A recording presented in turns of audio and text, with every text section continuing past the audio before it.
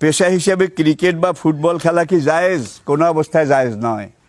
আল্লাহ নবী 3টা খেলা জায়েজ করেছেন। বুখারী, মুসলিম, সুনানে নেসাই, ইবনে মাজা। শুধু আবু দাউদের মধ্যে আমি হাদিসটা পাইনি।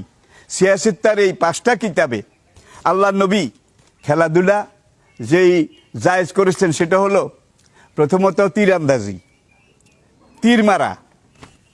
2 নম্বর ঘোড় সওয়ারি, কারণ তখন যুদ্ধ করা হতো তীর দিয়ে, আর তখন যুদ্ধের ময়দানে যাওয়া হতো, মোকাবিলা করা হতো ঘোড়ায় চড়ে। তো নবী যেই খেলাগুলো জায়েজ বলেছেন এবং করেছেন সেটা হলো যে আমি আবার বলছি, একটা হলো তীরন্দাজি, আরেকটা ঘোড়সাওয়ারির প্রশিক্ষণ, আরেকটা হলো কুস্তি। বদরের যুদ্ধে 2 তরুণ, বয়স 12 বছর পার হয়নি, তারা এসে এখন সেনাবাহিনীতে রিক্রুট হওয়ার জন্যে লাইনে দাঁড়িয়েছেন। আল্লাহ নবী বাসুনির মধ্যে একজনের নাম মাজ, আরেকজনের নাম মুআব্বাজ, আপনারা জানেন। তারপরও আমি একটু রিপিট করে দিলাম। এখন নবী 2 জনের একজনকে গ্রহণ করেছেন, আরেকজন একটু ছোট, তাকে বাদ দিয়েছেন।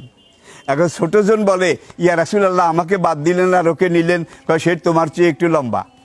এখন ছোট এই লোকটা, বাচ্চাটা বলে, ইয়া রাসূলুল্লাহ, সে কুস্তি লাগলে তো আমার সাথে পারে না। কয় আচ্ছা তোমরা কুস্তি লাগো। সেখানেই এই 2 ভাই যখন কুস্তি লেগেছে, তখন ছোটজন বড়জনকে কুপকাত করে ফেলেছে।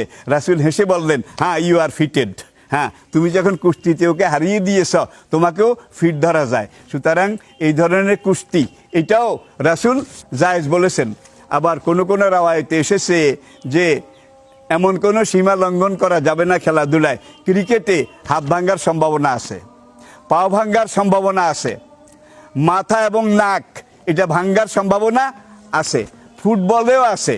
এই ধরনের খেলা ইসলাম জায়েজ করে না, যেসব খেলায় অঙ্গহানির ভয় আছে, অঙ্গহানির ভয় আছে। আর সর্বশেষ নবী যেটা জায়েজ করেছেন সেটা হলো নিজের স্ত্রীর সাথে খেলাধুলা করা, নিজের স্ত্রীর সাথে আমোদ ফুর্তি করা। রিপিট, 1 নম্বর শরীয়ত যেটা অনুমোদন করেছে, 1 নম্বর হলো তীরন্দাজি, 2 নম্বর হলো ঘোড়সাওয়ারি, 3 নম্বর হলো কুস্তি, আর 4 নম্বর হলো নিজের স্ত্রীর সাথে। আল্লাহ নবী মা আয়েশার সাথে দৌড়ের প্রতিযোগিতা করেছিলেন, এটা হাদিস দ্বারা প্রমাণিত।